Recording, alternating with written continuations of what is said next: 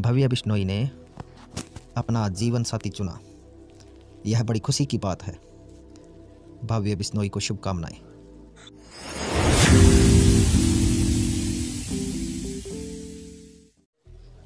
मैंने भव्य बिश्नोई की पोस्ट पढ़ी। पोस्ट को पढ़कर मन दुखी हुआ और मैं व्यथित हूँ इस घटना को लेकर। मैं ही नहीं, संपूर्ण बिश्नोई समाज को पता है आप और आपके पिताश्री के लिए अपने परिवार से ऊपर न कभी कुछ था और न कभी होगा। लेकिन यह बात शादी या सगाई की आप कर रहे हो और आप ताना समाज को वोट न देने का मार रहे हो, हजम नहीं हुई। आपको यह जानकारी होनी चाहिए कि जितने वोट आपको मिले उसमें से लगभग वोट सारे बिश्नोई समाज के ही थे। दूसरे समाज के लोगों ने आपको वोट क्यों नहीं दिया? कभी बैठकर आत्म अवलोकन करना चाहिए आपको। स्वयं घोषित बिश्नोई रत्न आपके पिताश्री ने भी हिसार के चुनाव हारने के बाद में हिसार की जनता को भला बुरा कहा था। इसलिए आपके मन के इन भावों को समाज नहीं समझता है, ऐसी कोई बात नहीं है। आपने अपनी पोस्ट में लिखा कि चौधरी भजनलाल जी की विरासत को आगे कैसे बढ़ाना है, यह आपको यानी भव्य बिश्नोई को अच्छे से आता है। परंतु आपको पता नहीं है कि यह बात समाज को पता है कि आपको चौधरी भजनलाल जी की विरासत को आगे कैसे बढ़ाना है, यह पता नहीं है। चौधरी भजनलाल जी की विरासत आप पहले ही खो चुके हो।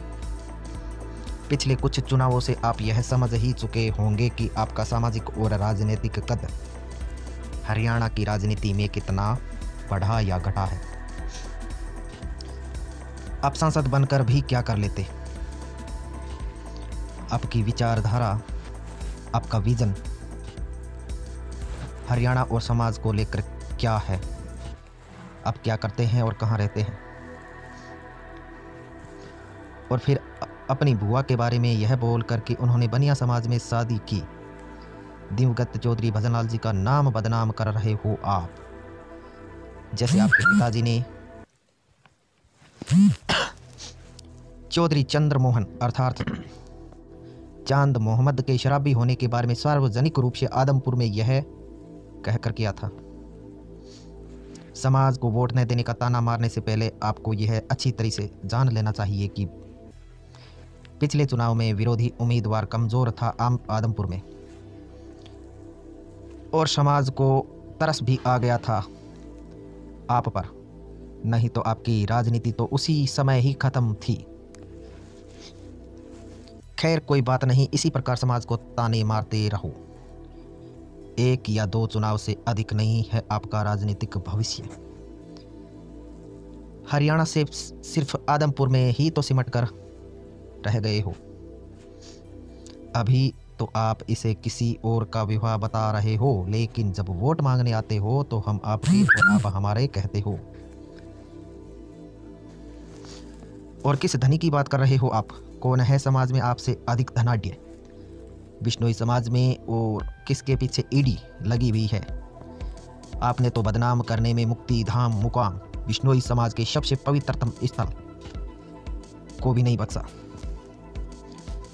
यदि मुक्तिधाम मुकाम में जुआ, नशा आदि का सेवन होता है तो इसका रोकने का कर्तव्य भी महासभा का बनता है।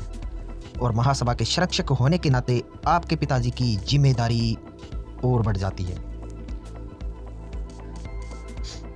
आपको यह ज्ञात होना चाहिए कि अब सोशल मीडिया या ड्राइंग रूम की पॉलिटिक्स और एक्टिविज्म का जमाना जा चुका है। आपको विवाह करना है तो करिए, परंतु मुकाम और चौधरी भजनलाल जी को बदनाम करने का हक आपन को किसने दिया? क्यों समाज को ताने मार रहे हो? और दुनिया मंगल तक नहीं, चुन प्लूटो तक भी पहुंच गई है। समाज का कोई युवा आपसे कम योग्यता या ज्ञान नहीं रखता है। आपने लिखा कि बिश्नोई समाज को मैं बुलंदियों पर ले जाऊंगा। परंतु आपको यह ज्ञात नहीं है कि बिश्नोई समाज अपने आदर्शों और अपने पूर्वजों की प्रेरक परंपरा का निर्वहन करते हुए पहले से ही बुलंदियों पर है। इसे आपके कंधे की आवश्यकता नहीं है। आप अपनी राजनीतिक जमीन बचा ले हरियाणा में, वही आपके लिए बहुत होगा।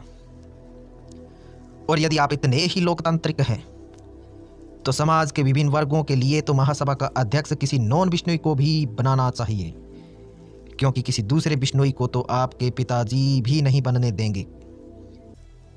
यह बात आपको भी पता है और बिश्नोई समाज को भी पता है। आपके सुखद दाम्पत्य जीवन की शुभकामनाओं सहित बिश्नोई समाज।